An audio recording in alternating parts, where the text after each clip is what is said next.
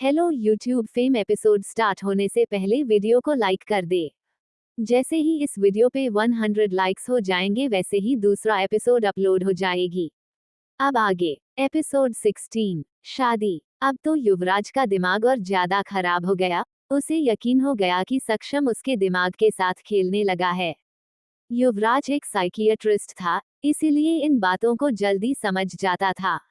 युवराज ने मन ही मन में कहा, अंडस्को, अब मैं अभिमन्यु को कुछ भी बताऊंगा तो ये यकीन नहीं करेगा। यह शादी हो जाए उसके बाद इस सक्षम नाम की गुत्थी तो मैं उलझा कर रहूंगा, चाहे सक्षम मेरे दिमाग से जितना भी खेल ले। अभिमन्यु ने युवराज के कंधे पर हाथ मारकर कहा, अंडस्को, अब चले। इस पर युवराज ने पूछा, अंडस्को, मैं तो इतने बड़े जंगल में खो गया, तू मुझे बाहर कैसे लेकर जाएगा? अभिमन्यु बोला, अंडस्को, हम ट्रेनिंग में यही सब सीखते हैं कि जंगल से कैसे बाहर आया जाता है। चल मैं तुझे लेकर चलता हूँ। अभिमन्यु आगे आगे चला और युवराज उसके पीछे पीछे। अभिमन्यु करीब 2 घंटे बाद युवराज को हवेली की ओर ले आया। अब आगे युवराज और अभिमन्यु जैसे ही घर आए, सक्षम वही था। सक्षम को देखकर युवराज को बहुत ज्यादा हैरानी हुई। सक्षम ने युवराज की तरफ देखा और हल्की सी मुस्कान दे दी, जैसे उसे चिढ़ा रहा हो। युवराज और सक्षम के बीच आंखों आंखों में कुछ बात हुई और फिर युवराज अपने कमरे में सोने चला गया। अगली सुबह महापुरोहित जी ने गार्डन में पूजा की तैयारी कर ली थी। जो पूजा महापुरोहित जी करने जा रहे थे, वह पूजा भी अमावस की पूजा से कम नहीं थी। महापुरोहित जी ने गार्डन में एक बड़ा सा हवन कुंड बनवाया हुआ था। सम्राट की करीब सुबह 6 बजे आंख खुली और वह अंगड़ाई लेता हुआ बालकनी में गया। उसने गार्डन में महापुरोहित जी को हवन कुंड के पास देखा तो उसका मुंह बन गया। सम्राट खुद में ही बोला, अंडस्को, महापुरोहित जी भी इस पूजा पाठ में ही लगे रहते हैं। फिर से पूजा, फिर से अग्नि के सामने इतनी देर बैठना मुझसे तो नहीं होगा। सम्राट अभी बालकनी से नीचे देख रहा था और तभी उसकी नजर सृष्टि पर पड़ी, जो अभी अभी हवेली से बाहर की तरफ आई थी। सम्राट ने सृष्टि को देखकर मन ही मन कहा, अंडस्को, इसका पैर ठीक हो गया जो यह उछलती हुई बाहर आ गई। सभी सम्राट के कानों में दादी की आवाज पड़ी, अंडस्को, सम्राट नहाकर तैयार हो जाओ, पूजा में बैठना है। सृष्टि कब की तैयार हो गई, तुम भी जल्दी से नीचे आ जाओ। दादी की आवाज सुनकर सम्राट वॉशरूम में चला गया और व्हाइट कलर का कुर्ता पजामा पहनकर बाहर आया। सम्राट अपने कमरे से निकालकर सीधा गार्डन में गया, क्योंकि सम्राट जानता था दादी उसे पूजा में बैठाए बिना नहीं मानेगी। कुछ ही देर में सृष्टि और सम्राट हवन कुंड के पास बैठे थे। महापुरोहित जी मंत्रों का उच्चारण करते हुए उनसे हवन कुंड में आहुति डलवा रहे थे। उस पूजा में घर का कोई भी सदस्य नहीं बैठा था। वहां पुरोहित जी ने सबको बैठने से मना कर दिया था, इसीलिए सब दूर से खड़े होकर वह पूजा देख रहे थे। युवराज ने अभिमन्यु से कहा, अंडस्को, अभिमन्यु, ये पूजा हमेशा गार्डन में क्यों होती है, हवेली के अंदर क्यों नहीं होती? अभिमन्यु बोला, अंडस्को, युवराज, तू तो सारी बातें मुझसे ऐसे पूछता है जैसे मुझे सारी बातें पता है। भाई, मुझे क्या पता, मैं तो वैसे भी यहाँ बहुत कम आता हूँ, दादी से पूछ। इस पर युवराज बोला, अंडस्को, अभिमन्यु, दादी से कुछ भी पूछता हूँ तो वह मुझे ठीक से जवाब नहीं देती, लेकिन ये बात मुझे अजीब लगी, पूजा हमेशा गार्डन में ही होती है। 2 घंटे की बाद पूजा संपन्न हो गई। आज तो सम्राट सिर्फ 2 घंटे पूजा में बैठा था, लेकिन उसका शरीर पूरी तरह से पसीना पसीना हो गया था। उसका कुर्ता उसकी बॉडी से चिपक गया था। सृष्टि का भी यही हाल था, लेकिन वह तो बिना किसी शिकायत के पूजा में ध्यान पूर्वक बैठी थी। सृष्टि का चेहरा गौरे से लाल हो गया। सम्राट और सृष्टि दोनों ही पूजा से उठ गए। सृष्टि का पैर अब काफी हद तक ठीक था, बस वह हल्का सा लंगड़ा कर चल रही थी। महापुरोहित जी के साथ सब हवेली के अंदर आ गए। हवेली के अंदर जाकर सम्राट तो धड़ाम से सोफे पर बैठ गया, जैसे वह कितना मुश्किल काम करके आया हो, जबकि सृष्टि सम्राट के पास ही खड़ी रही। महापुरोहित जी दोनों को देखकर बोले, अंडस्को, तुम दोनों को आज व्रत करना है, फेरे होने के बाद ही दोनों खाना खा सकते हो। सम्राट का मुंह लटक गया, जबकि युवराज और अभिमन्यु के चेहरे पर हंसी आ गई। सम्राट का लटका हुआ चेहरा देखकर महापुरोहित जी ने कहा, अंडस्को, ये बात तो मेडिकल साइंस भी कहती है कि हफ्ते में एक बार व्रत करना चाहिए ताकि हमारा डाइजेस्टिव सिस्टम ठीक रहे। इस पर सम्राट ने महापुरोहित जी के सामने हाथ जोड़कर कहा, अंडरस्को, मान गया महापुरोहित जी आपको। आप यही कहना चाहते हैं ना कि मेडिकल साइंस ने जो कुछ भी अचीव किया है वह सनातन धर्म ने पहले ही बता दिया। महापुरोहित जी ने हल्की से मुस्कान सम्राट को दी, फिर वहां से चले गए। जाते जाते वह रणधीर सिंह राणा जी से बोले, अंडरस्को, मैं रात को ही आऊंगा, तब तक तैयारी कर लेना। सम्राट उधर से अपने कमरे में चला गया। पूरा दिन सम्राट ने कुछ नहीं खाया। सृष्टि ने तो यह व्रत आराम से कर दिया, लेकिन सम्राट को व्रत करने की आदत नहीं थी। फिर भी वह महापुरोहित जी की बात मानकर व्रत कर रहा था। देखते ही देखते शादी का वक्त आ गया। सम्राट ने व्हाइट कलर की शेरवानी पहनी हुई थी। सम्राट मंडप में बैठा था। सृष्टि सीढ़ियों से उतरती हुई नीचे आई। सृष्टि ने रेड कलर का लहंगा पहना हुआ था, जिसमें वह बहुत खूबसूरत लग रही थी। सम्राट की नजर फिर से सृष्टि पर ठहर गई। सृष्टि के पैर में चोट थी, इसीलिए हेमलता उसे धीरे धीरे लेकर आ रही थी। थोड़ी देर बाद सृष्टि जाकर मंडप में सम्राट के पास बैठ गई। पंडित जी ने मंत्रों का उच्चारण शुरू किया। पंडित जी के बिल्कुल बराबर में महापुरोहित जी ही बैठे थे। ये पहली शादी थी जिसमें 2 पंडित जी बैठे हुए थे। शादी में एक भी रस्म ऐसी नहीं थी जहां महापुरोहित जी ना हो। सब कुछ उनकी आंखों के सामने ही हो रहा था। मंडप का अग्निकुंड जल रहा था। सम्राट और सृष्टि दोनों ही आहुति दे रहे थे और तभी अचानक से मंडप का अग्निकुंड बुझ गया। ये देखकर दादा दादी दोनों की आंखें ऑलमोस्ट बाहर आ गई। दोनों ने ही हैरान होकर महापुरोहित जी को देखा और उन्होंने हाथ दिखाकर उन्हें वहीं रुकने को कहा। महापुरोहित जी ने आंखें बंद की और मंत्रों का उच्चारण किया। थोड़ी देर में अग्निकुंड फिर से जल गया। थोड़ी देर बाद पंडित जी ने सृष्टि और सम्राट को फेरों के लिए खड़ा किया। दोनों ही फेरों के लिए खड़े हो गए। दोनों ने 2 ही फेरे लिए थे कि अग्निकुंड फिर से बुझ गया। इस पर दादी के आंसू आ गए। सम्राट ने दादी को देखकर कहा, अंडरस्को, दादी, हवा ज्यादा चल रही है इसलिए बार बार बूझ रहा है, आप इतनी सी बात को लेकर परेशान मत होइए। और तभी महापुरोहित जी ने आंखें बंद करके मंत्रों का उच्चारण किया। अग्निकुंड फिर से जल गया। सृष्टि और सम्राट ने फिर से फेरे लेने शुरू किए। अभी 3 ही फेरे हुए थे कि अग्निकुंड फिर से बुझ गया। अब तो सृष्टि की आंखों में भी पानी आ गया।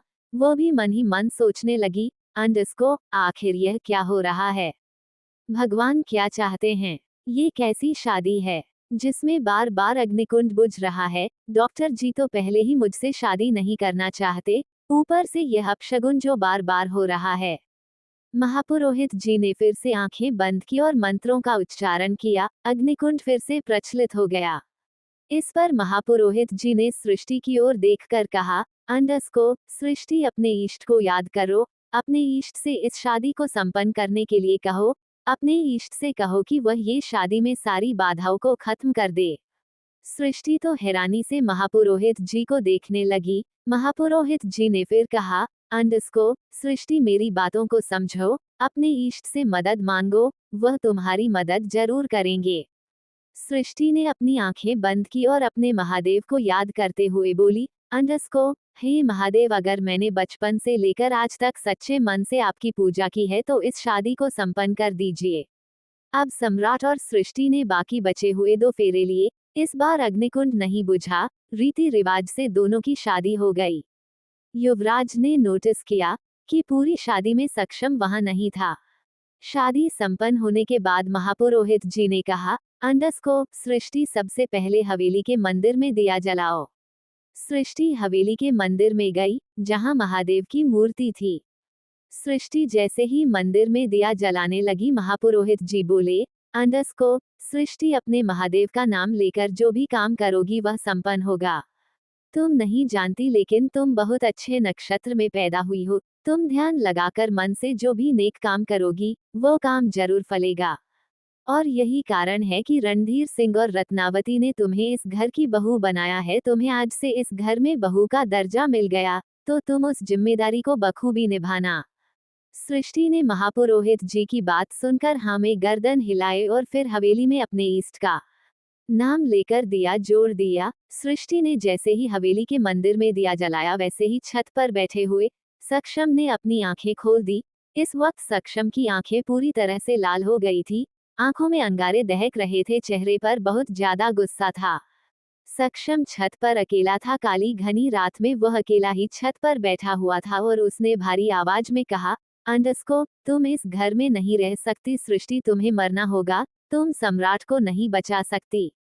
तुम इस हवेली में आकर अपने मौत के मुंह में आई हो।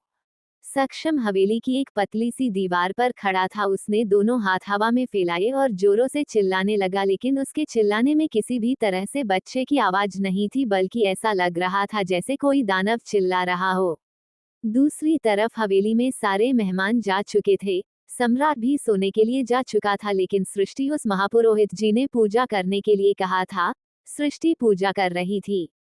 पूजा करने के बाद दादी ने सृष्टि से कहा, अंडरस्को, अब जाकर तुम भी आराम कर लो। सृष्टि ने हमें गर्दन हिला दी। सृष्टि सम्राट के कमरे में ना जाकर दूसरे कमरे में जाने लगी, तो दादी ने उसे रोकते हुए कहा, अंडरस्को, सृष्टि, तुम्हें आज से सम्राट के साथ ही रहना है। सृष्टि ने हमें गर्दन हिलाए और सम्राट के कमरे में चली गई। सम्राट उस वक्त सो रहा था। सृष्टि भी थक गई थी, ऊपर से उसके पैर में चोट भी लगी हुई थी, इसलिए वह भी सोफे पर बैठ गई और फिर धीरे धीरे सोफे पर ही लेटकर सो गई। थोड़ी देर बाद सृष्टि की आंख खुली तो उसने खुद को जंगल में देखा। सृष्टि ने जंगल देखा तो उसकी सांसें रुक गई। आसपास घने पेड़ थे और सामने एक कुआं जो उसे अपने और आने के लिए कह रहा था। सृष्टि की आंखों में डर के मारे पानी आ गया। आसपास बहुत ज्यादा सन्नाटा था, इतना सन्नाटा कि सृष्टि की सांसों की आवाज भी सृष्टि सुन पा रही थी। सृष्टि उस जगह को देखकर खुद से ही बोली, अंडरस्को, मैं तो हवेली में थी ना, डॉक्टर जी के कमरे में तो यहाँ कैसे आई? यहाँ कौन लाया? तभी उसे कुएं में से एक आवाज सुनाई दी, मेरे पास आओ सृष्टि, मेरे पास आओ। डर के मारे मोनिका से आगे कहानी लिखी नहीं जा रही थी, लेकिन फिर भी वह लिखने की कोशिश कर रही थी। कुएं में से आवाज सुनकर सृष्टि की सांस रुक गई, लेकिन कुएं में से आवाज आनी बंद नहीं हुई। सृष्टि ने जैसे तैसे अपना डर कंट्रोल किया और धीरे से बोली, अंडरस्को, कौन है वहां? मुझे क्यों बुला रहे हो? कुएं में से फिर आवाज आई, आओ मेरे पास सृष्टि, तुम्हें अंत में मेरे पास ही आना है। मेरे पास आकर ही तुम्हें सुकून मिलेगा। मेरे पास आओ सृष्टि और मेरी बाहों में समा जाओ सृष्टि। सृष्टि अपनी घबराहट को कंट्रोल करती हुई बोली, अंडरस्को, मैं नहीं आऊंगी, मुझे वापस जाना। कुएं में से फिर से आवाज आई, अब तुम कभी वापस नहीं जाओगी। तुम कभी वापस जा ही नहीं पाओगी, तुम्हें तो हमेशा के लिए मेरे पास आना है। सृष्टि को क्यों मरना होगा? क्या है कुएं का राज? जानने के लिए पढ़ते रहिए श्रापित इश्क। एपिसोड 17। आ जाओ सृष्टि। डर के मारे मोनिका से आगे कहानी लिखी नहीं जा रही थी, लेकिन फिर भी वह लिखने की कोशिश कर रही थी। कुएं में से आवाज सुनकर सृष्टि की सांस रुक गई, लेकिन कुएं में से आवाज आनी बंद नहीं हुई। सृष्टि ने जैसे तैसे अपना डर कंट्रोल किया और धीरे से बोली, अंडरस्को, कौन है वहां? मुझे क्यों बुला रहे हो? कुएं में से फिर आवाज आई, आओ मेरे पास सृष्टि, तुम्हें अंत में मेरे पास ही आना है। मेरे पास आकर ही तुम्हें सुकून मिलेगा। मेरे पास आओ सृष्टि और मेरी बाहों में समा जाओ सृष्टि। सृष्टि अपनी घबराहट को कंट्रोल करती हुई बोली, अंडरस्को, मैं नहीं आऊंगी, मुझे वापस जाना। कुएं में से फिर से आवाज आई, अब तुम कभी वापस नहीं जाओगी।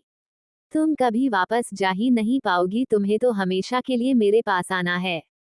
ए फ्लैट आगे। सृष्टि डरते हुए बोली, अंडरस्को, मैं तुम्हारे पास नहीं आऊंगी। इस पर कुएं में से फिर से आवाज आई, अंडरस्को, आना तो तुम्हें मेरे पास ही है। आ जाओ सृष्टि, हमेशा के लिए मेरे पास आ जाओ। इस पर सृष्टि फिर से डरते हुए बोली, अंडरस्को, मेरी आज शादी हुई है, मुझे डॉक्टर जी के पास जाना है। इस पर कुएं में से आवाज आई, अंडरस्को, सम्राट तुम्हें प्यार नहीं करता, मैं तुम्हें प्यार करता हूँ। मैं तो तुम्हें हमेशा से ही प्यार करता था, तुम ही मुझसे दूर भागती हो। आ जाओ सृष्टि, मेरे पास आ जाओ। सृष्टि को अब बहुत ज्यादा डर लगने लगा। आसपास बहुत शांति थी, अजीब सा माहौल था वहां। सृष्टि कुएं की तरफ से पलट गई और वापस जाने के लिए जैसे ही उसने अपना पहला कदम बढ़ाया, किसी जले हुए हाथ ने उसकी बाजू पकड़ ली। सृष्टि की तो जैसे जान ही निकल गई। सृष्टि ने जैसे तैसे हल्का सा पलट कर देखा तो उसकी आंखें हैरानी से फैल गई। सामने कोई जला हुआ आदमी था, जिसका पूरा चेहरा जला हुआ था और पहचान में भी नहीं आ रहा था। उसे देखते ही सृष्टि की चीख निकल गई। सृष्टि की सुनकर सम्राट सृष्टि के पास आया। सृष्टि इस वक्त डर से कांप रही थी। सृष्टि ने एक पूरा सपना देखा था जो सपना होकर भी उसे सपना नहीं लग रहा था। उसे लग रहा था वह सच में जंगल में गई थी और उसने वह सब देखा था। सम्राट ने सृष्टि की कमर को रब करते हुए कहा, अंडरस्को सृष्टि क्या हुआ? सृष्टि तुमने बुरा सपना देखा। सृष्टि डरते हुए हाफ रही थी और फिर उसने डर के मारे सम्राट के कॉलर को पकड़ लिया और लड़खड़ाती जुबान में बोली, अंडरस्को वो कुआं मुझे बुला रहा था। फिर उसने सम्राट की तरफ डरते हुए देखा और फिर ना में गर्दन हिलाते हुए बोली, अंडरस्को मुझे वहां नहीं जाना। मैं नहीं जाऊंगी। मैं उसके पास बिल्कुल नहीं जाऊंगी। वहां कोई था जो मुझे बुला रहा था। वो जला हुआ आदमी। मैं उसके पास बिल्कुल नहीं जाऊंगी। बिल्कुल नहीं जाऊंगी। सृष्टि को इतना घबराता हुआ देखकर सम्राट के चेहरे पर भी शिकन आ गई। फिर उसने सृष्टि को दिलासा देते हुए उसका सिर अपने सीने पर रख लिया और हल्का हल्का रब करते हुए बोला, अंडरस्को कुछ नहीं हुआ सृष्टि, तुम बस एक बुरा सपना देख रही थी। सृष्टि अभी डर से कांप रही थी। उसने कसकर सम्राट की बाजू पकड़ी हुई थी। सम्राट ने सृष्टि की हालत को देखकर मन ही मन कहा, अंडरस्को सृष्टि जब मुझे पहली बार मिली थी तो उस कुएं के पास ही थी। क्या सच में कोई है जो उसे बुलाता है? ये सब सच होता है क्या? नहीं नहीं, सच नहीं होता। सम्राट तू सर्जन होकर कैसी बातें कर रहा है? ऐसा कुछ नहीं होता। सृष्टि का वहम था और कुछ नहीं। थोड़ी देर बाद सम्राट ने महसूस किया सृष्टि ऐसे ही सो गई। सम्राट ने सृष्टि को गोद में उठाया और बेड पर हटा दिया और खुद टेंशन में चक्कर लगाने लगा। सम्राट सोच रहा था कि ऐसा कैसे हो सकता है? किसी की इमेजिनेशन इतनी स्ट्रांग कैसे हो सकती है? सृष्टि उस दिन भी कुएं के पास मिली थी। क्या कुआं सच में सृष्टि को बुलाता है? सम्राट काफी देर तक इस बारे में सोचता रहा और चक्कर लगाता रहा। फिर उसने सोचा कि वह एक बार युवराज से इस बारे में बात करेगा, लेकिन उसने इस वक्त युवराज के पास जाना ठीक नहीं समझा और फिर खुद जाकर सोफे पर सो गया। अगली सुबह सृष्टि हवेली के मंदिर में पूजा कर रही थी, लेकिन उसका ध्यान बार बार उसे कुएं की तरफ जा रहा था। सृष्टि जितना पूजा में ध्यान लगाती उसका मन उतना ही भटकता। सृष्टि ने जैसे तैसे पूजा संपन्न की ओर पलट कर देखा तो सक्षम उसके सामने खड़ा था। सक्षम उसे गुस्से में घूर रहा था। सृष्टि ने आज से पहले हवेली में सक्षम को देखा ही नहीं था। सक्षम शादी की किसी भी रस्म में शामिल नहीं हुआ था, इसीलिए सृष्टि ने सक्षम को देखा ही नहीं। सृष्टि ने मुस्कुराकर सक्षम से पूछा, अंडरस्को आप कौन हो? इस पर सक्षम हल्के गुस्से में बोला, अंडरस्को सृष्टि तुम मुझे जानती हो, बहुत पहले से जानती हो। इस पर सृष्टि ने हैरानी से पूछा, अंडरस्को मैंने तो आपको पहले कभी नहीं देखा और मैं आपसे बड़ी हूँ, आपको बड़ों का नाम नहीं लेना चाहिए। इस पर सक्षम ने कहा, अंडरस्को मुझसे कोई बड़ा नहीं है, मैं सबसे बड़ा हूँ, मैं किसी का भी नाम ले सकता हूँ।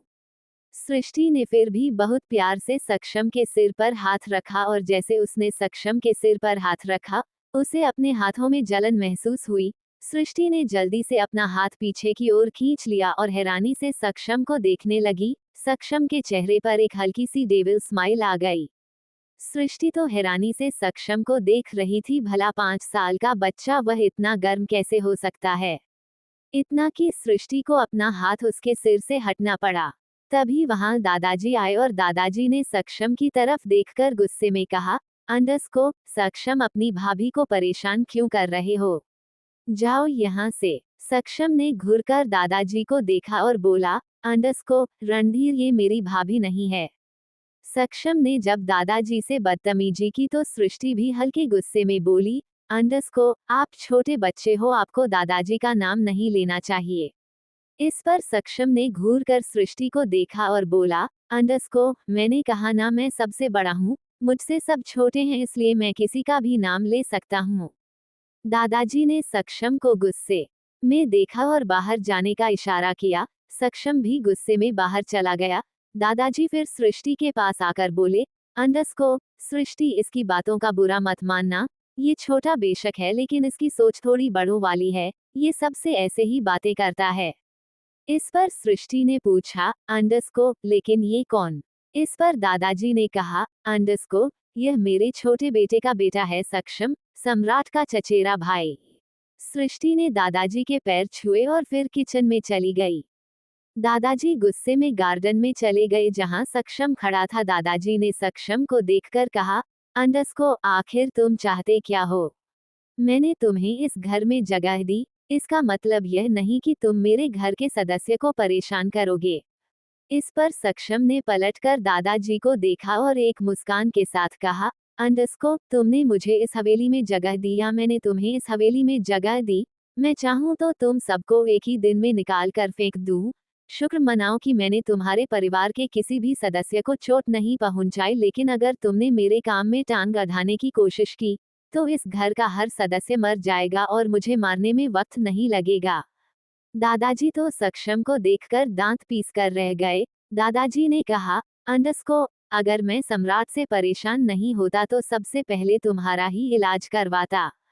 सक्षम ने भी मुस्कुराकर कहा, अंडस्को, रणधीर तो अब करवा लो, तुम मेरा कुछ भी नहीं बिगाड़ सकते, कुछ भी नहीं, और इस वहम में मत रहना कि तुमने मुझे इस हवेली में जगह दी है। इतना क्या कर सक्षम जंगल की तरफ चला गया। दादाजी और सक्षम की बात युवराज सुन रहा था। युवराज को अपने कानों पर यकीन नहीं हुआ। जो भी उसने दादाजी और सक्षम की बात सुनी थी उससे तो साफ जाहिर था कि सक्षम के दिल में दादाजी के लिए बिल्कुल भी प्यार नहीं है और दादाजी भी मजबूरी में सक्षम को इस घर में रख रहे हैं, लेकिन दादा दादी युवराज को साफ साफ बताते भी नहीं थे। तभी महापुरोहित की हवेली में आए। महापुरोहित के साथ उनके 5 शिष्य भी थे। रणधीर सिंह राणा महापुरोहित जी को इज्जत के साथ हवेली के अंदर लेकर आए। महापुरोहित जी सोफे पर बैठे थे। रणधीर सिंह राणा भी उनके साथ ही बैठे थे, लेकिन युवराज खड़ा था।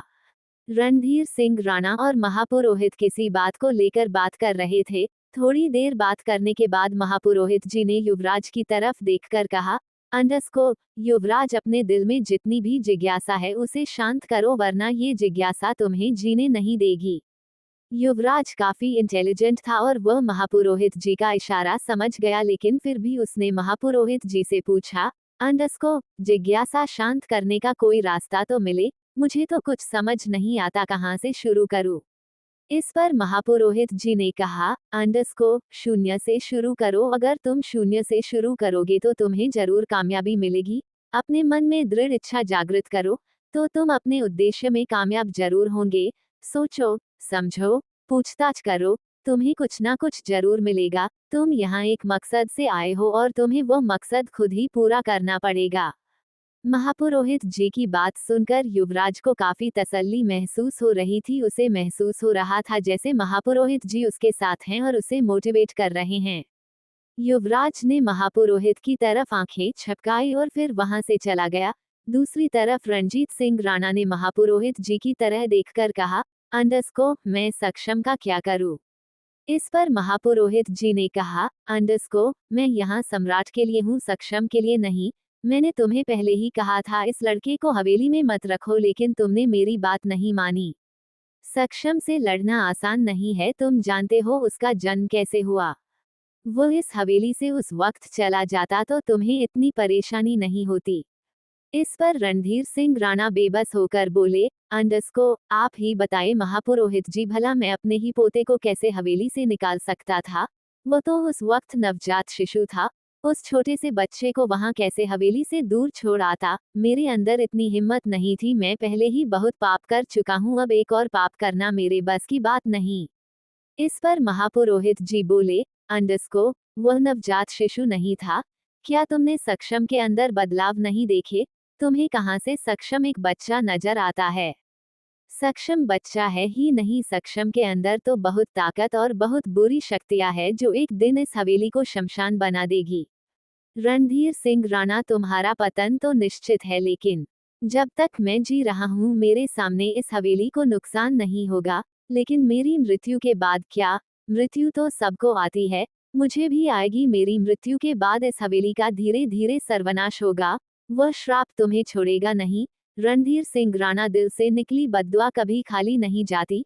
तुम्हें उसे श्राप का तोड़ ढूंढना होगा। अगर तुमने उस श्राप का तोड़ नहीं ढूंढा तो अपनी मृत्यु से पहले ही अपने पोते की लाश देख लोगे। सृष्टि तो सम्राट को बचा लेगी, लेकिन बाकियों का क्या? कैसे बचाओगे?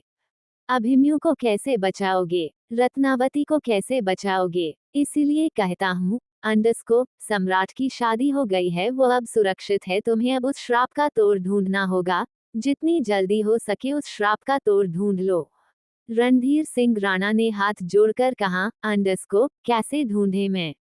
क्या करूं मैं? कैसे करूं मैं? मुझे तो कुछ समझ नहीं आता, ऐसा क्या करूं जिससे वह श्राप निष्फल हो जाए? महापुरोहित जी बोले, अंडरस्कोप ये सारी चीज आपस में जुड़ी हुई है, ये सारी बुरी शक्तियां एक होती हैं, यह एक एक करके अपने सारे उद्देश्य को पूरा करेगी। तुम्हें इन बुरी शक्तियों को एक एक करके हराना है। इन सारी शक्तियों को पहले सुलझाओ और फिर एक एक करके उनको खत्म करो। पृथ्वी पर कुछ भी ऐसा नहीं जिसका तोड़ ना हो। तुम्हारे श्राप का भी तोड़ है, इसीलिए जितनी जल्दी हो सके उसके तोड़ को ढूंढो। वो अंतिम शब्द याद करो जब तुम्हें उसने श्राप दिया था। किसने श्राप दिया था राणा साहब को? बच्चे के रूप में कौन है सक्षम के शरीर में? जानने के लिए पढ़ते रहिए श्रापित इश्क। एपिसोड 18 संगीता सक्षम की माँ। महापुरोहित जी बोले, अंडरस्कोप ये सारी चीज आपस में जुड़ी हुई है, ये सारी बुरी शक्तियां एक होती हैं, यह एक एक करके अपने सारे उद्देश्य को पूरा करेगी। तुम्हें इन बुरी शक्तियों को एक एक करके हराना है। इन सारी शक्तियों को पहले सुलझाओ और फिर एक एक करके उनको खत्म करो। पृथ्वी पर कुछ भी ऐसा नहीं जिसका तोड़ ना हो। तुम्हारे श्राप का भी तोड़ है, इसीलिए जितनी जल्दी हो सके उसके तोड़ को ढूंढो। वो अंतिम शब्द याद करो जब तुम्हें उस औरत ने श्राप दिया था। ए फ्लैट आगे रणधीर सिंह राणा के कानों में एक आवाज गूंजने लगी, अंडरस्कोप रणधीर सिंह राणा, जिस तरह मैंने अपना बच्चा खोया है तू भी अपने बच्चों को खो देगा। अपने कंधे पर तुझे बहुत अर्थियां उठानी है। मैं तुझे श्राप देती हूँ, अपने बच्चों की मौत तू अपनी ही आंखों से दिखेगा, किसी को नहीं बचा पाएगा। तेरे वंश का सर्वनाश हो जाएगा। तू जीते जी नरक भोगेगा, अपने ही बच्चों को तड़प तड़प कर मारता हुआ देखेगा, बचा नहीं पाएगा, मेरा श्राप विफल नहीं जाएगा। रणधीर सिंह राणा। ये सब याद करके रणधीर सिंह राणा अपने दिल पर हाथ रखकर सोफे पर फिर से बैठ गए और तभी महापुरोहित जी बोले, अंडरस्कोप रणधीर सिंह राणा, तुमने अपने दोनों बच्चों की अर्थी को कंधा दे दिया है। अब अपने पोतों को कंधा देने से बचाओ और श्राप का तोड़ ढूंढो। रणवीर सिंह ढूंढने से भगवान भी मिलते हैं, तुम भी ढूंढोगे तो इसका तोड़ जरूर मिलेगा। उसकी आत्मा अभी यही भटक रही है, उसे मुक्ति दिलवाओ। दूसरी तरफ युवराज अभिमन्यु को लेकर गांव का चक्कर लगाने के लिए चला गया। अभिमन्यु जाना नहीं चाहता था, लेकिन युवराज उसे जबरदस्ती लेकर गया था। युवराज को हवेली में पता चला था कि सम्राट की चाची, जिसका नाम संगीता था, उसने गांव के किसी वैद्य से अपना इलाज करवाया था। इसलिए युवराज अभिमन्यु को अपने साथ लेकर उस वैद्य से मिलने आया था। दोनों ही उस गांव में भटक रहे थे और वैद्य का पता पूछ रहे थे। तभी अभिमन्यु ने कहा, अंडरस्कोप अबे यार, घर में डॉक्टर है तो तू वैद्य से क्यों अपना ट्रीटमेंट करवाना चाहता है? इस पर युवराज ने कहा, अंडरस्कोप अभिमन्यु, मैं ट्रीटमेंट करवाने नहीं जा रहा, मुझे उस वैद्य से कुछ काम है। इस पर अभिमन्यु ने कहा, अंडरस्कोप क्या काम है? युवराज बोला, अंडरस्कोप आज से कई साल पहले सम्राट की चाची संगीता जी ने इस वैद्य से अपना ट्रीटमेंट करवाया था ताकि उन्हें बच्चे हो जाए। इस पर अभिमन्यु ने कहा, अंडरस्कोप अरे नहीं चाचा का बच्चे तो हॉस्पिटल में हुआ था, मुझे इतना तो पता है।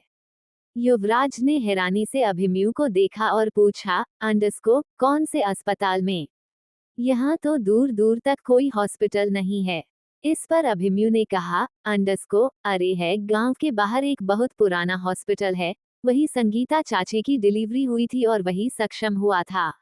इस पर युवराज ने पूछा, अंडरस्कोप तुम्हें ये बात किसने बताई कि सक्षम का जन्म हॉस्पिटल में हुआ है? इस पर अभिमन्यु ने कहा, अंडरस्कोप दादाजी ने, और कौन बताएगा? युवराज को समझते देर नहीं लगी कि दादाजी ने अभिमन्यु से झूठ बोला है। सक्षम का जन्म हॉस्पिटल में नहीं हुआ था, ये बात तो युवराज जान गया था। बात करते हुए दोनों में एक घर के बाहर आ गए, जो एक वैद्य का घर था। युवराज ने आवाज लगाते हुए कहा, अंडरस्कोप बाबा जरा बाहर आइए। आवाज सुनकर एक 80 साल का बूढ़ा अपनी छड़ी से टक टक करता हुआ घर के बाहर आया। उसने नजर बांधकर युवराज और अभिमन्यु को देखा और फिर अपनी लड़खड़ाती जुबान से बोला, अंडरस्कोप कुछ काम था तुम्हें? इस पर युवराज ने कहा, अंडरस्कोप हाँ बाबा काम तो था, क्या आप मेरी मदद करेंगे? बूढ़ा आदमी बोला, अंडरस्कोप भला अब मैं क्या मदद कर सकता हूँ? मैं तो बहुत बूढ़ा हो गया हूँ, अब तो मुझे दिखाई भी नहीं देता और ना ही मैं अब जड़ी बूटी पीस सकता हूँ। मैं तुम्हारी कोई मदद नहीं कर सकता। वैसे भी आजकल सब अस्पताल में इलाज करवाते हैं, आजकल वैद्य से कौन इलाज करवाता।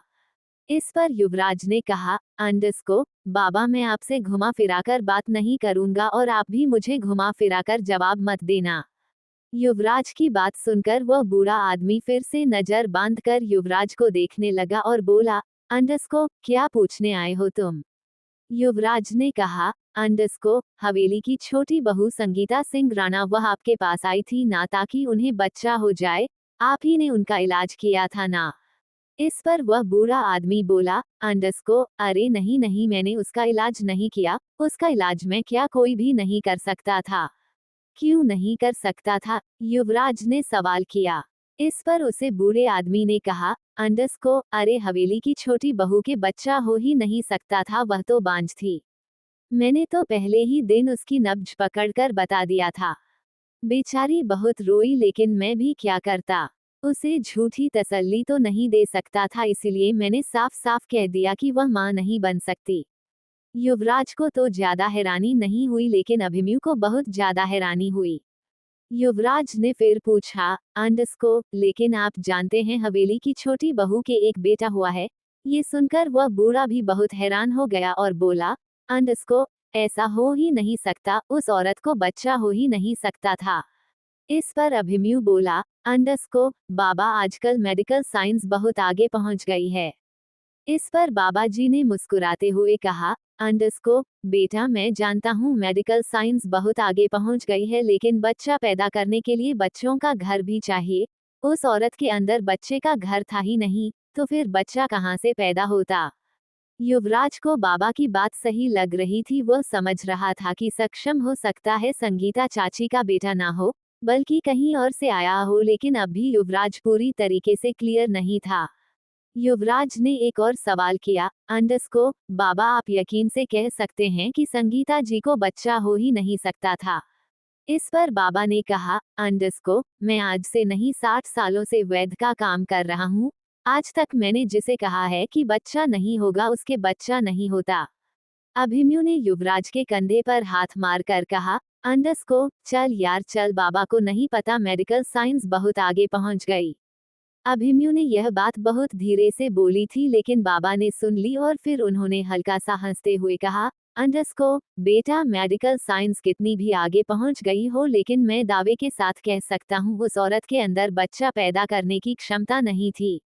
युवराज को तो बाबा की बात पर यकीन आ गया था लेकिन अभिमन्यु युवराज को वहां से खींचता हुआ ले आया और फिर बोला, अंडस्को, अरे बाबा बहुत बूढ़े हो गए हैं, उन्हें कुछ नहीं पता, चाचा ने जरूर आईवीएफ कराया होगा और सक्षम का जन्म हो गया।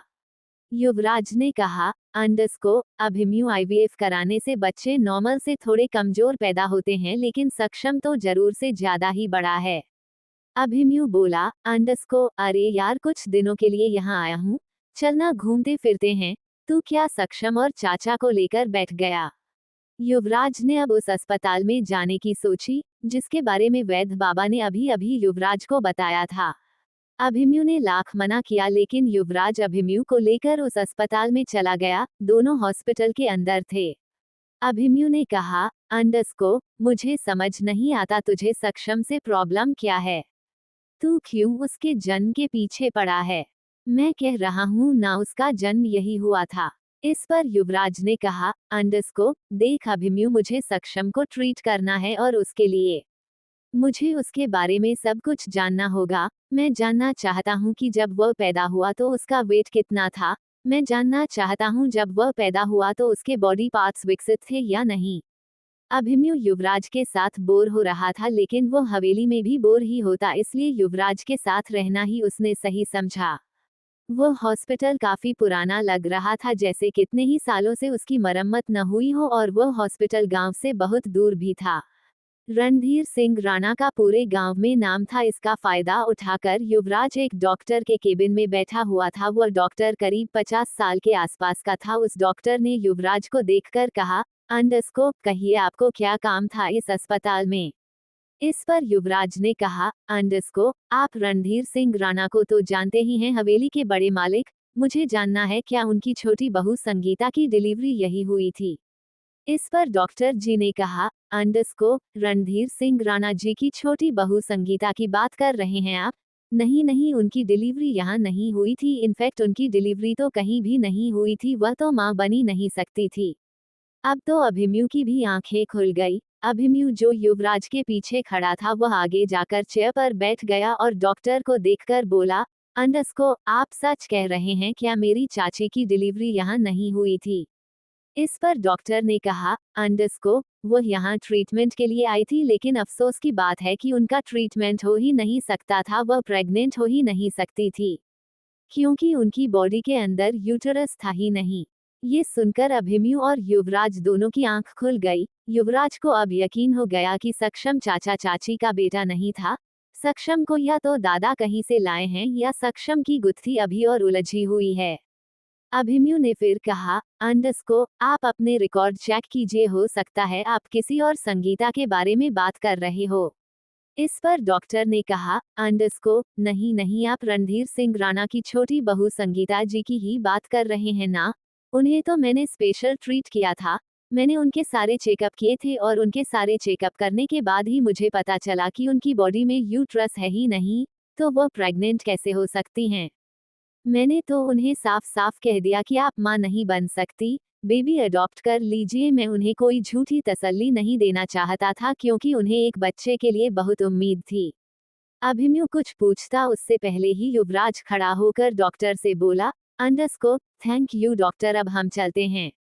युवराज ने अभिमन्यु की बाजू को पकड़ा और अस्पताल से बाहर ले आया। अभिमन्यु हल्के गुस्से में बोला, मतलब दादाजी ने मुझसे झूठ बोला? अगर चाची प्रेग्नेंट नहीं हो सकती, तो सक्षम कौन है? कहाँ से आया है सक्षम? क्या दादाजी ने उसे अडॉप्ट किया है? इस पर युवराज ने कहा, यही तो पता लगाना है कि सक्षम आया कहाँ से है। अगर चाची प्रेग्नेंट नहीं हो सकती, तो सक्षम का जन्म कैसे हुआ? दादाजी ने तो सबको यही कहा है कि सक्षम उनका सबसे छोटा पोता है।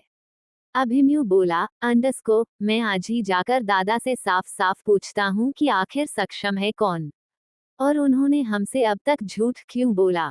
इस पर युवराज ने कहा, देखो अभिमन्यु, दादाजी से कुछ भी पूछने की जरूरत नहीं है। अगर तुम उनसे कुछ पूछोगे तो वह तुम्हें सच भी नहीं बताएंगे, क्योंकि मैं उनसे पूछकर देख चुका हूँ। हमें खुद ही सक्षम की गुत्थी सुलझानी होगी, जानना होगा कि यह सक्षम आया कहाँ से। इस पर अभिमन्यु ने कहा, हो सकता है सक्षम को दादाजी ने अडॉप्ट किया हो। युवराज ने कहा, सक्षम अडॉप्टेड नहीं है। फिर उसने कुछ सोचकर अभिमन्यु से पूछा, चाचा चाची की मौत कैसे हुई? इस पर अभिमन्यु ने कहा, मुझे नहीं पता, मैं यहाँ नहीं था। कुछ साल बाद जब वापस आया तो दादाजी ने कहा कि चाचा चाची की डेथ हो गई। मैंने उनसे कभी पूछा ही नहीं कैसे डेथ हुई, और उन्होंने मुझे कभी बताया नहीं। युवराज ने मन ही मन कहा, और यही सब सम्राट के साथ भी हुआ। सम्राट को भी दादाजी ने कभी चाचा चाची की मौत के बारे में नहीं बताया। कैसे सुलझाओ ये गुत्थी? क्या अभिमन्यु कभी जान पाएगा चाचा चाची की मौत का राज? अगर संगीता नहीं तो कौन है सक्षम की असली माँ? जानने के लिए पढ़ते रहिए श्रापित इश्क एपिसोड 19। हाँ, आत्मा होती हैं। इस पर अभिमन्यु ने कहा, मुझे नहीं पता, मैं यहाँ नहीं था। कुछ साल बाद जब वापस आया तो दादाजी ने कहा कि चाचा चाची की डेथ हो गई। मैंने उनसे कभी पूछा ही नहीं कैसे डेथ हुई, और उन्होंने मुझे कभी बताया नहीं। युवराज ने मन ही मन कहा, और यही सब सम्राट के साथ भी हुआ। सम्राट को भी दादाजी ने कभी चाचा चाची की मौत के बारे में नहीं बताया। कैसे सुलझाओ ये गुत्थी? ए फ्लैट आगे। युवराज अभिमन्यु को लेकर हवेली वापस आ गया। अभिमन्यु को दादाजी की बात पर बहुत गुस्सा आ रहा था कि उन्होंने इतनी बड़ी बात सबसे छुपाई। युवराज और अभिमन्यु इस वक्त अभिमन्यु के कमरे में बैठे हुए थे। अभिमन्यु का गुस्सा शांत नहीं हुआ था। युवराज ये बात समझ रहा था। युवराज ने अभिमन्यु से सीधा सीधा बात करने की सोची और फिर वह बोला, अभिमन्यु गुस्सा करने से कुछ नहीं होगा, दादाजी ने हमसे और भी बहुत सारी बातें छुपाई हैं जो वो हमें बताना नहीं चाहते, या तो अपनी मजबूरी के चलते या फिर किसी बहुत बड़े कारण की वजह से वह हमें सच नहीं बताते। अभिमन्यु ने गुस्से में अपना हाथ दीवार पे मारकर कहा, अंडस्को, मुझे यकीन नहीं आता कि दादाजी हम सबसे झूठ बोल सकते हैं। दादाजी ऐसा कैसे कर सकते हैं? अगर उन्होंने सक्षम को अडॉप्ट किया है तो वो हम सबसे यह बात खुलकर भी कर सकते थे, हम तो सक्षम को अपना ही लेते, हमें भला सक्षम से क्या प्रॉब्लम है? युवराज ने अभिमन्यु को समझाते हुए कहा, अंडस्को, देखो अभिमन्यु, समझने की कोशिश करो। दादाजी ने हम सबको नहीं बताया तो इसके पीछे जरूर कोई बहुत बड़ा कारण होगा। हमें वो कारण ढूंढना है। हमें पता लगाना है कि सक्षम कौन है, कहाँ से आया है। मैं तुम्हें कुछ बताऊंगा तो तुम्हें हैरानी होगी। तुम्हें पता है ना, एक बार तुम मुझे जंगल में से लेकर आए थे। उस दिन मैं सक्षम का पीछा कर रहा था। तुम खुद ही सोचो, एक 5 साल का लड़का जंगल में क्या करने गया? अभिमन्यु ने अपना सिर पकड़ते हुए कहा, अंडस्को, मुझे तो कुछ समझ नहीं आ रहा, इस हवेली में क्या हो रहा है। अब लग रहा है शायद मैं आर्मी में ही ठीक था, यहाँ बेकार ही आया, यहाँ आकर तो मेरा सिर दर्द हो गया है। तभी वहां सक्षम भी आ गया। सक्षम ने अभिमन्यु युवराज को देखकर कहा, अंडस्को, क्या हुआ, मेरे बारे में पता नहीं लगा पाए? ये सुनते ही अभिमन्यु और युवराज एक दूसरे को हैरानी से देखने लगे। दोनों को अपने कानों पर यकीन नहीं था कि सक्षम इस बारे में जानता है। अभिमन्यु ने सक्षम की दोनों बाजू पकड़कर पंजों के बाल बैठते हुए कहा, अंडस्को, सक्षम कौन हो तुम? कहाँ से आए हो? इस हवेली में कैसे आए? कहाँ से लाए हैं दादाजी तुम्हें? तुम चाचू के बेटे तो नहीं हो, ये हम जान चुके हैं कि तुम इस घर के असली बेटे नहीं हो, तो कौन हो तुम? सक्षम ने अभिमन्यु का हाथ झटका। अभिमन्यु का हाथ बहुत मजबूत था। नेवी में रहकर उसकी बॉडी बहुत ज्यादा तनी हुई थी, लेकिन सक्षम ने हल्का सा हाथ लगाकर ही उसे खुद से दूर कर दिया और फिर एक चेयर पर बैठकर बोला, अंडस्को, मैं तुम्हारे चाचा का बेटा ही हूँ। युवराज सक्षम के सामने गया और बोला, अंडस्को, सक्षम बनो मत, तुम भी जानते हो और हम भी जानते हैं कि तुम बच्चे नहीं हो, तो तुम अपनी सच्चाई अपने आप ही बता दो। सक्षम ने हंसकर कहा, अंडस्को, ना तुम मेरी सच्चाई सुन पाओगे और ना ही अपनी आंखों से देख पाओगे, तो बेहतर होगा कि खुद ही मेरे बारे में पता कर लो। अगर तुम मेरे बारे में पता कर लोगे तो ठीक, वरना हार कर मेरे सामने आ जाना। मैं तुम दोनों को अपनी सच्चाई दिखा भी दूंगा और बता भी दूंगा। सक्षम अपनी जगह से खड़ा हुआ और बाहर की तरफ जाने लगा और फिर कुछ सोचकर पलटा और युवराज को देखकर बोला, अंडस्को, जितना मेरे बारे में जानोगे उतना ही उलझते जाओगे, इसलिए बेहतर होगा कि तुम दोनों इस हवेली से चले जाओ। इस दुनिया में भटकने से कुछ नहीं होगा, तुम्हें अपनी दुनिया में लौट जाना चाहिए, तुम्हारी भलाई इसी में ही है। सक्षम की ऐसी बेतुकी बातें सुनकर अब अभिमन्यु का भी दिमाग खराब होने लगा। युवराज तो जानता था कि सक्षम कुछ ऐसा ही है, या तो उसे किसी ने कंट्रोल किया हुआ है या वो किसी को कंट्रोल कर रहा है, हो ना हो सक्षम किसी आत्मा से कनेक्ट है। युवराज कुछ सोच ही रहा था, तभी अभिमन्यु ने कहा, अंडस्को, युवराज, क्या लगता है तुम्हें? क्या सक्षम एक आत्मा है? ये सुनते ही युवराज ने हैरानी से अभिमन्यु को देखा और बोला, अंडस्को, तो तुम आत्मा पर यकीन करते हो? इस पर अभिमन्यु ने कहा, अंडस्को, हाँ करता हूँ, इनफैक्ट एक बार एक आत्मा से मिला भी हुआ हूँ। फ्लैशबैक। अभिमन्यु हेलीकॉप्टर उड़ा रहा था और उसने अपना हेलीकॉप्टर एक जंगल के पास खाली जमीन पर उतार दिया। हेलीकॉप्टर में से अभिमन्यु के साथ साथ उसके 4 जवान भी बंदूक लेकर उतरे। अभिमन्यु किसी मिशन के लिए अपने साथियों के साथ चीन इंडिया के बॉर्डर के पास एक जंगल में था। उन जंगलों में कुछ आतंकवादी छुपे हुए थे, जिन्हें मारने का ऑर्डर अभिमन्यु और उनकी टीम को मिला था। अभिमन्यु के साथ उसके 4 जवान थे। पांचों जंगल में छुपकर एक एक करके आतंकवादी को मार रहे थे। तभी अभिमन्यु का एक साथी, जिसका नाम विक्रम था, उसे गोली लग गई। अभिमन्यु ने जब ये देखा तो वह छुपता हुआ विक्रम के पास आया। गोली विक्रम के बाजू पर लगी थी। अभिमन्यु ने एक आतंकवादी को देखा जो जमीन पर मरा हुआ पड़ा था। उसने जल्दी से उसका साफा उतारा और विक्रम की बाजू में बांध दिया। विक्रम दर्द से कराह रहा था, उसके अंदर उठने की जान बिल्कुल नहीं थी। तभी एक और गोली उसके पैर में आकर लगी। अभिमन्यु ने उसे कसकर पकड़ लिया और खींचता हुआ एक पेड़ के पास ले आया। अभिमन्यु ने कहा, अंडरस्को, विक्रम कुछ नहीं होगा, मैं हूं ना। अभिमन्यु ने अपनी टीम को इशारा किया और अभिमन्यु के बचे हुए 3 जवान थे उनके पास आ गए। अभिमन्यु ने कहा, अंडरस्को, तुम सब मिलकर विक्रम को यहाँ से लेकर जाओ, आगे 2 ही आतंकवादी बच्चे हैं, उन्हें मारकर मैं भी आ जाऊंगा। अभिमन्यु की टीम में जो जवान थे वह अभिमन्यु की बात मान नहीं रहे थे। उनमें से एक ने कहा, अंडरस्को, सॉरी सर, हम आपकी बात नहीं मान सकते, वैसे भी हमारे जाने का कोई फायदा नहीं क्योंकि हेलीकॉप्टर तो आप ही उड़ाएंगे। इस पर अभिमन्यु ने कहा, अंडरस्को, तुम विक्रम को लेकर हेलीकॉप्टर तक जाओ, मैं आधे घंटे में हेलीकॉप्टर पर पहुंच जाऊंगा। इस पर अभिमन्यु के दूसरे जवान ने कहा, अंडरस्को, नहीं सर, हम आपको ऐसी हालत में छोड़कर नहीं जा सकते।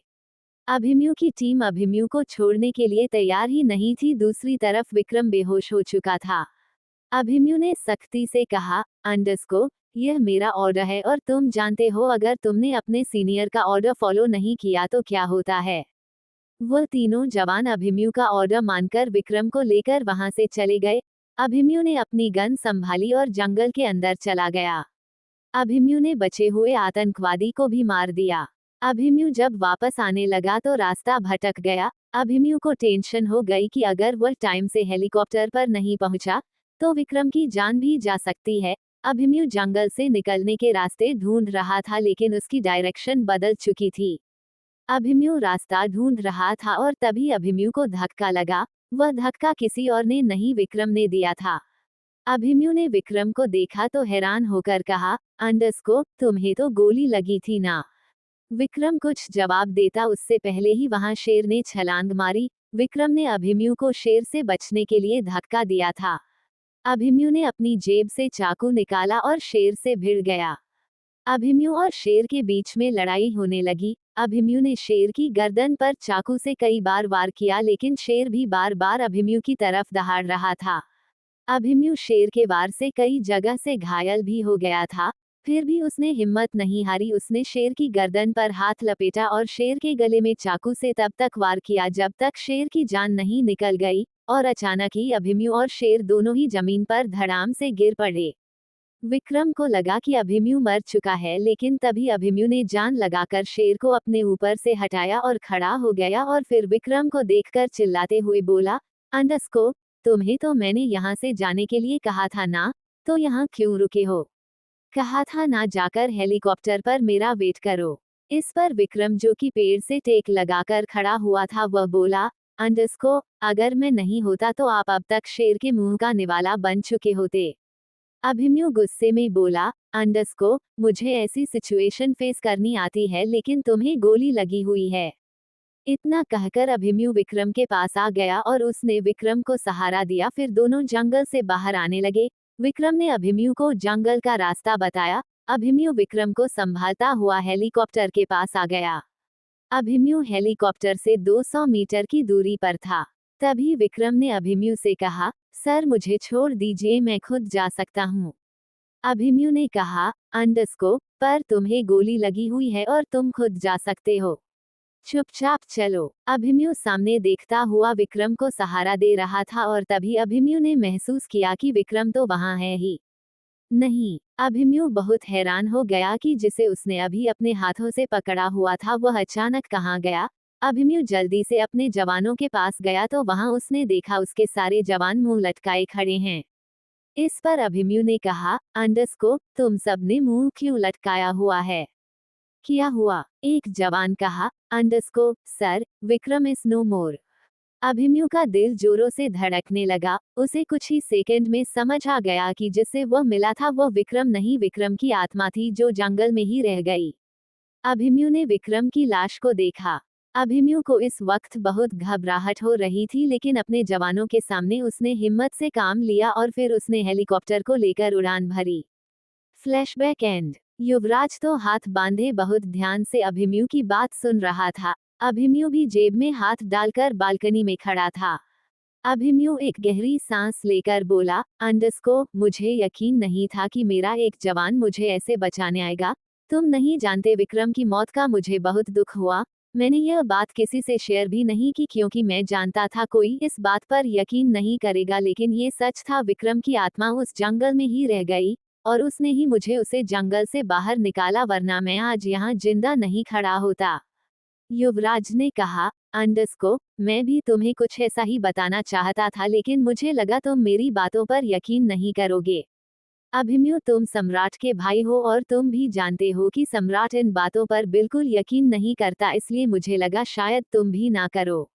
इस पर अभिमन्यु ने कहा, अंडस्को, अगर विक्रम की आत्मा मुझे नहीं मिलती तो शायद मैं भी यकीन नहीं करता। जिस दिन सम्राट को कोई आत्मा मिल जाएगी उस दिन वह भी यकीन करने लगेगा।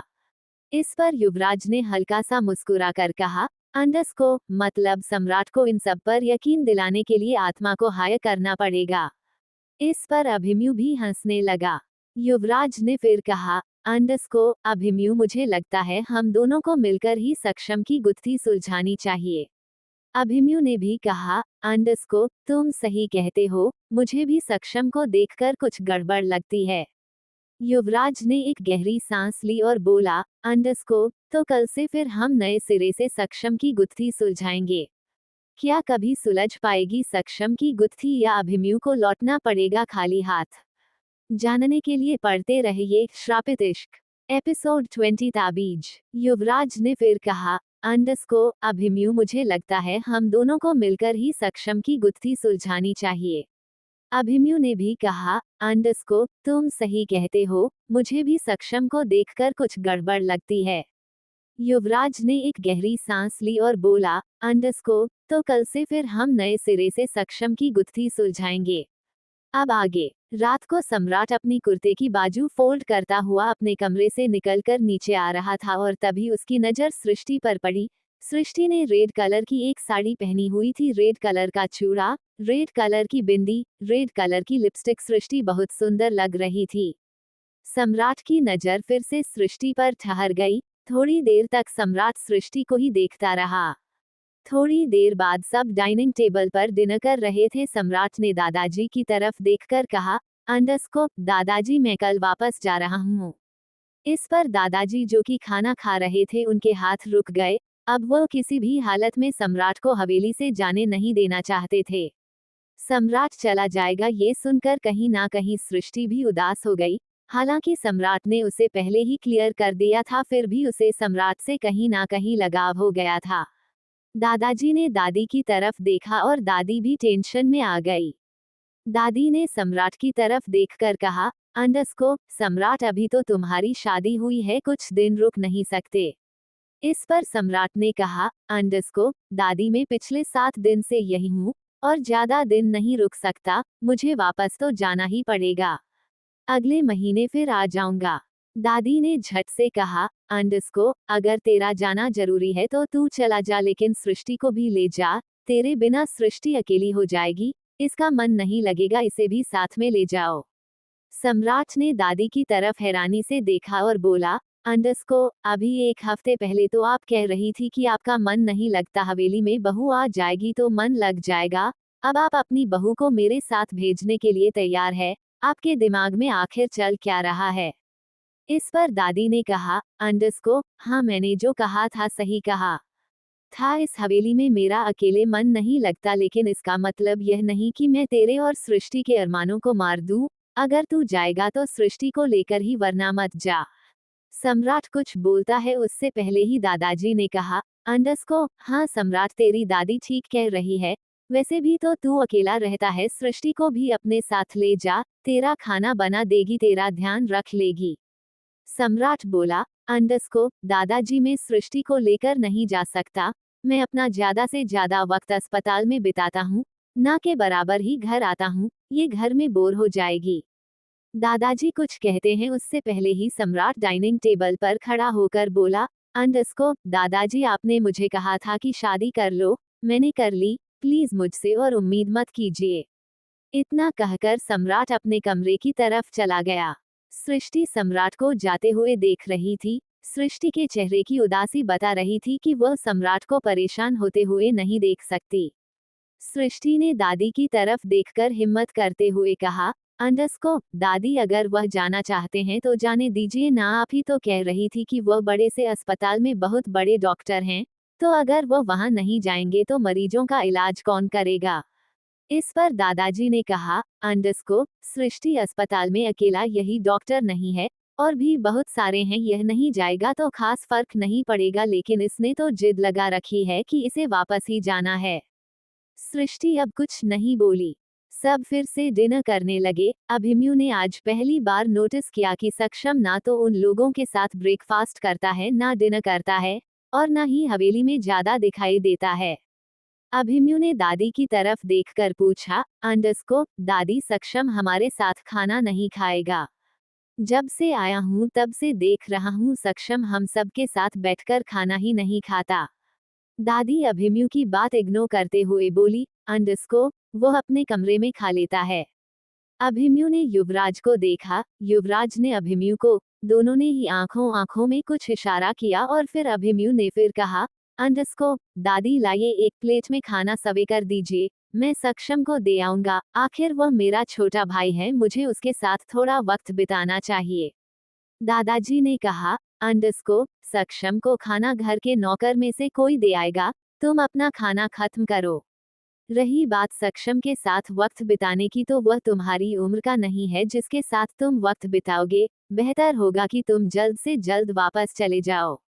अभिमन्यु हल्के गुस्से में डाइनिंग टेबल से खड़ा हो गया और बोला, अंडरस्कोर, क्या बात है, जो बेटा आपका जाना चाहता है उसे आप रोक रहे हैं, जो यहाँ रुकना चाहता है उसे आप भेजने की तैयारी कर रहे हैं, आखिर इस हवेली में हो क्या रहा है? साफ साफ बता क्यों नहीं देते दादाजी? अभिमन्यु गुस्से में दादाजी को देख रहा था और दादाजी की आंखों में गुस्सा, प्यार, मोहब्बत, नफरत सब कुछ था। दादाजी कुछ नहीं बोले। इस पर अभिमन्यु ने फिर कहा, अंडरस्कोर, बताए ना दादाजी, आखिर हवेली में हो क्या रहा है? सक्षम किसी के साथ नहीं बैठता, अकेला अकेला रहता है। सम्राट यहाँ रुकना नहीं चाहता लेकिन आप उसे रोकना चाहते हैं। मैं यहाँ रुकना चाहता हूँ तो मुझे यहाँ से भेजने पर तुले रहते हैं। दादाजी को भी गुस्सा आ गया। वह अभिमन्यु को कुछ कहते उससे पहले ही दादी ने उनका हाथ पकड़कर दबा दिया। दादाजी ने एक नजर अभिमन्यु को गुस्से में देखा और फिर वहां से चले गए। अभिमन्यु ने फिर दादी की तरफ देखकर कहा, अंडरस्कोर, दादी, मैं जानता हूँ इस हवेली में कुछ ऐसा है जिसे आप सब मुझसे छुपा रहे हैं, लेकिन याद रखिए जब तक मैं वह राज जान नहीं जाऊंगा तब तक इस हवेली से कहीं नहीं जाऊंगा। जाकर दादाजी को कह देना अभिमन्यु अब यहाँ से कहीं नहीं जाएगा। दादी भी अभिमन्यु को हैरानी से देख रही थी। आज से पहले अभिमन्यु ने कभी भी अपने दादा दादी को जवाब नहीं दिया था, लेकिन आज पहली बार वह उनसे सवाल कर रहा था, पर सवाल भी ऐसा जिसका जवाब ना दादाजी के पास था और ना ही दादी के पास। अभिमन्यु सवाली नजरों से दादी को देख रहा था। वह सोच रहा था कि शायद दादी उसे कुछ बता देंगी, लेकिन दादी ने कुछ नहीं बताया। अभिमन्यु को गुस्सा आ गया और उसने टेबल पर गुस्से में हाथ मारा, फिर अपने कमरे में चला गया। युवराज भी उठकर पीछे पीछे अभिमन्यु के पास चला गया। दादी ने भी टेबल पर प्लेट रखी और अपने कमरे में चली गई। सृष्टि को तो कुछ समझ नहीं आ रहा था कि इस घर में आखिर हो क्या रहा है। अभी सृष्टि को आए हुए 2 ही दिन हुए थे और उसने परिवार में झगड़ा भी देख लिया। सृष्टि ने फिर एक प्लेट में खाना सर्व किया और अपने कमरे की तरफ बढ़ गई। सृष्टि जब कमरे में आई तो सम्राट सोफे पर बैठा हुआ लैपटॉप में कुछ कर रहा था। सम्राट की नजर सृष्टि पर गई तो उसने सृष्टि के हाथ में प्लेट देखी, जिसे देखकर सम्राट समझ गया कि सृष्टि वह खाना उसके लिए लेकर आई है। सम्राट अपनी उंगलियां लैपटॉप पर चलाता हुआ बोला, अंडरस्कोर, सृष्टि, मुझे भूख नहीं है, ये खाना ले जाओ। इस पर सृष्टि ने कहा, अंडरस्कोर, अभी 2 दिन पहले मुझे किसी ने कहा था कि भूखे रहने से समस्या का समाधान नहीं होता। ये सुनकर सम्राट के चेहरे पर हल्की सी मुस्कान आ गई। सृष्टि भी खाना लेकर सम्राट के पास आ गई और प्लेट उसके सामने रखते हुए बोली, अंडरस्कोर, आपने थोड़ा सा ही खाया था, पेट भर कर खा लीजिए। इस पर सम्राट ने कहा, अंडरस्कोर, सृष्टि, मैं काम कर रहा हूँ और सच में मेरी भूख मर गई, मैं नहीं खाना चाहता, इसे ले जाओ। सृष्टि हिम्मत करते हुए बोली, अंडरस्कोर, आप अपना काम कर लीजिए, मैं आपको खाना खिला दूंगी। सृष्टि के ऐसा बोलने से सम्राट ने सृष्टि की तरफ देखा और सृष्टि ने नजर झुका ली। सम्राट ने कुछ नहीं कहा, बस अपने लैपटॉप पर उंगलियां चलाता रहा। सृष्टि फिर बोली, अंडरस्कोर, खा लीजिए। इस पर सम्राट ने कहा, अंडरस्कोर, ठीक है, तुम ही खिला दो। सम्राट सृष्टि से प्यार नहीं करता था, लेकिन सृष्टि जब भी उसके नजदीक होती थी वो उसे इग्नोर भी नहीं कर पाता था। सृष्टि ने रोटी का एक छोटा सा टुकड़ा लिया, थोड़ी सब्जी ली और सम्राट की तरफ बढ़ा दिया, लेकिन जैसे ही सम्राट ने पहला बाइट खाया, हवाएं फिर से चलने लगी। हवा इतनी तेज चल रही थी जैसे तूफान आ रहा हो। मौसम अचानक से बदल गया। खिड़कियां आपस में टकरा रही थी, जिसकी वजह से बहुत शोर हो रहा था। सृष्टि झट से खड़ी हुई और उसने सारी खिड़की बंद कर दी। सम्राट ने कहा, अंडस्को, लगता है मौसम खराब हो गया, लेकिन अभी तक तो ठीक था, अचानक से कैसे खराब हो गया। सृष्टि वापस सम्राट के पास आई और सम्राट को खाना खिलाते हुए बोली, अंडस्को, मौसम का क्या भरोसा, वो तो कभी भी बदल जाता है। दूसरी तरफ युवराज और अभिमन्यु दोनों ही सक्षम के कमरे में आए। सक्षम वहां नहीं था। युवराज ने कहा, अंडस्को, अभिमन्यु, यही सही मौका है, हमें सक्षम के कमरे की तलाशी लेनी चाहिए। कुछ ना कुछ तो ऐसा मिलेगा जिससे हमें सक्षम की जिंदगी के बारे में पता चल जाएगा कि वाकई इसे किसी ने कंट्रोल किया है या ये सबको कंट्रोल करता है। अभिमन्यु ने कहा, अंडस्को, वह सब तो ठीक है, लेकिन यह इतनी रात को गया कहाँ? ये 5 साल का बच्चा रात रात भर गायब रहता है और दादा दादी इस बारे में जिक्र करना भी पसंद नहीं करते। दोनों ही सक्षम के कमरे की तलाशी लेने लगे। सक्षम का कमरा ऐसा था जैसे किसी बड़े आदमी का होता है। सक्षम के कमरे में एक भी खिलौना नहीं था। सक्षम का कमरा आम कमरों जैसा भी नहीं था, उसके कमरे में काले रंग का पेंट हो रखा था, हर चीज काली थी। यहाँ तक कि सक्षम कपड़े भी काले ही पहनता था, उसने कभी कोई दूसरे कलर के कपड़े नहीं पहने थे। ये बात अब तक किसी ने नोटिस नहीं की थी, लेकिन अब युवराज और अभिमन्यु इस बात को नोटिस करने लगे थे। युवराज और अभिमन्यु को उस कमरे में कुछ नहीं मिला। अभिमन्यु ने कहा, अंडस्को, यहाँ से तो कोई सुराग नहीं मिला, अब क्या करें? इस पर युवराज ने कहा, अंडस्को, कुछ ना कुछ तो मिलेगा यार, ऐसे तो हम बस सक्षम को नोटिस करते रहेंगे, उसके बारे में कभी पता नहीं लगा पाएंगे। दोनों ने फिर से सक्षम के कमरे की तलाशी में लग गए, लेकिन इस बार भी उन्हें कुछ नहीं मिला। अभिमन्यु तो थक कर बैठ गया और तभी उसकी नजर सक्षम के बेड के नीचे गई जहां कुछ पड़ा हुआ था। अभिमन्यु ने हाथ डालकर उस चीज को बाहर निकाला तो वह एक ताबीज था जिसे काले धागे में पिरोया हुआ था। ताबीज कुछ अलग सा ही था। अभिमन्यु ने युवराज को दिखाते हुए कहा, अंडस्को, युवराज, ये क्या है? इस पर युवराज ने कहा, अंडस्को, ये तो ताबीज है। ताबीज इसके कमरे में क्या कर रहा है? इसे अभी इसकी जरूरत क्यों पड़ गई? बल्कि इससे बचने के लिए लोगों को ताबीज की जरूरत पड़ती है। ये सुनते ही युवराज का दिमाग खनका और वह अभिमन्यु को देखकर बोला, अंडस्को, हो सकता है यह उसी का ताबीज हो जो इससे बचना चाहता हो, लेकिन बच ना पाया हो। अभिमन्यु और युवराज दोनों एक दूसरे को देखने लगे। युवराज ने उस ताबीज को हाथ में लिया और उसे ध्यान से देखने लगा। अभिमन्यु बोला, अंडस्को, इसे खोलकर देखते हैं। इस पर युवराज ने कहा, अंडस्को, नहीं, अगर खोलेंगे तो इसकी शक्तियां कम हो जाएगी। हमें पता लगाना होगा कि यह ताबीज किसने बनाया है और किसके लिए बनाया है। क्या छुपा रहे हैं राणा साहब और उनकी पत्नी अभिमन्यु और सम्राट से? कहाँ रात रात भर गायब रहता है सक्षम? क्या है ताबीज का राज? जानने के लिए पढ़ते रहिए श्रापित प्यार।